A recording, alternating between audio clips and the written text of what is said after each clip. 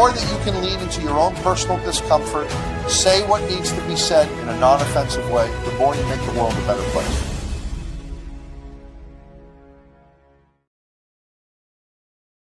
All right, socials. Thanks so much for waiting a few extra minutes. We're getting a late start today. I'm actually coming to you from the road on the way to Nevada, and had to come off of a mountain range to find appropriate signal to do this. And fortunately, I've been able to do that. So welcome from the rural part of Oregon en route to Nevada. Welcome to our live stream where we're going to discuss, thanks to Brenda at B Branding, when personalities collide, workplace tension. I would have to imagine that many of you watching have experienced the discomfort and, frankly, the unique learning opportunity that can come from what would be described in the common parlance as personality clashes, style clashes, and very often we seek guidance on how to navigate those kinds of events to work effectively. A common theme in our approach in Jumpstart Mastery to resolving conflict is not so much emphasis on the other person's behavior, but rather what we're thinking and emoting and speaking into the interaction. And I'd have to say, most importantly, how we are managing our own impulses when presented with stress. This is the way, from our perspective, in becoming adept at navigating any kind of conflict. Are communication skills important? Yes. Is establishing connection important? Yes. Both of those have a direct relationship to your capacity to regulate self. So what does that mean in the practical sense? Well, what kind of personality clashes are you experiencing at work? I certainly have had mine and have come to learn the particular personalities that can instigate higher emotional arousal in me than others. What might those personality types be? I'll tell you. I had a number of experiences of people from a certain job class, particularly psychiatrists, in how they spoke to me that caused me to develop a bias in experiencing a new psychiatrist. I would come into that interaction already loaded for what I anticipated the quality of the interaction would be, the lens through which they would see me, the way they would speak to me. And acting from my bias was often something that did not lend itself constructively to the interaction. It took an African proverb for me to begin to address the bias and minimally suspend all of the destructive things it could do. What was that African proverb? To go fast, go alone. To go far, go together. When I understood that I needed collaboration with this person in order to achieve my mission, I needed the ability to work collaboratively and cooperatively with this person who has authority to achieve my mission. That helped fuel a desire to regulate impulse and engage a capacity for curiosity.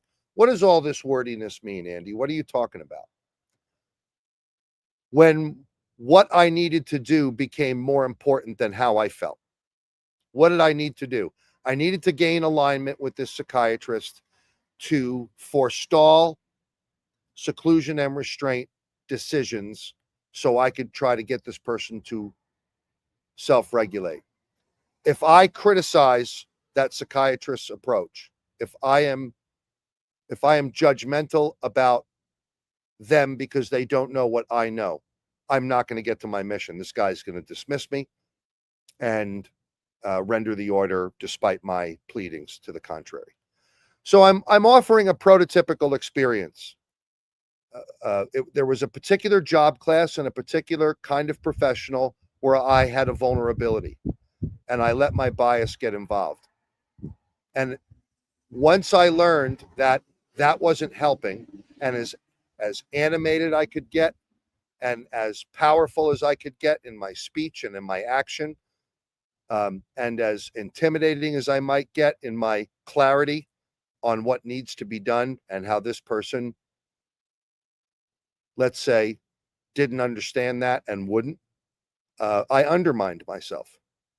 So when what I needed to do became more important than how I felt, all of a sudden, willingness to overcome personality clash became clear. What is your mission along with this person with whom you might be having a clash of personality? What is your shared mission? What is the goal? How are you, as a result, interfering with getting to the goal? You can blame, you can say, hey, this other person is an obstacle to the goal. You can do that with perfect utility. But the question is, if you adapted your own lens through which you saw this person and adapted your own strategy to get to the goal by working with this person more collaboratively, what's really powerful then if you can do that? We, in our de-escalation training, reframe what authority looks like to people who have the responsibility to wield it. It is far more powerful to engender collaboration with someone who is aversive than overpowering someone with whatever is right or more brilliant or more strategic. To engender collaboration is the real power.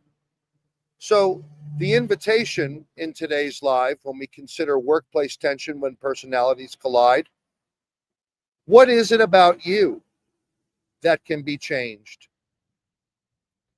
Not requiring someone else to change also. Like that, I'll do it if they do it. No. What can you change without the person having to do a single thing in order to get closer to the goal? What can you do to get closer to the mission objective? I think we see this more today in leadership education and training than ever before. Selflessness means I don't expect of the other. I have a goal. There is an objective to reach. I can model the personal adaptation, sacrifice that will inspire others to do similarly. And if they do, I don't think there's a single personality challenge that can't be overcome. And I think we have some wonderful examples in political culture today of personality clashes. As an exit exercise to today's live, consider this. If you observe two political figures or two entrepreneurial figures engaged in personality clash, there's no shortage of places where you can witness this. What would be the encouragement that you would give to each person about what they would consider changing about themselves to get closer to collaboration? That might be a fun thought experiment for you. All right, so that was live from the road in rural Oregon on route to Nevada. I'll be with you hopefully on Thursday from Nevada for that live, and I'll get back on the road here. All the very, very best to you, and take good care. Join us on Thursday when we'll be going live in the network, and also super excited that Tony Blauer and I are going to be hosting our first episode of De-Escalation Conversations with the great Lieutenant Colonel Dave Grossman, and hopefully you'll get an opportunity to enjoy that. Thank you so much for your time and attendance and support. It's great to be with you. Take good care. 10, 9, 8, 7, 6, 5, 4, 3, 2, 1.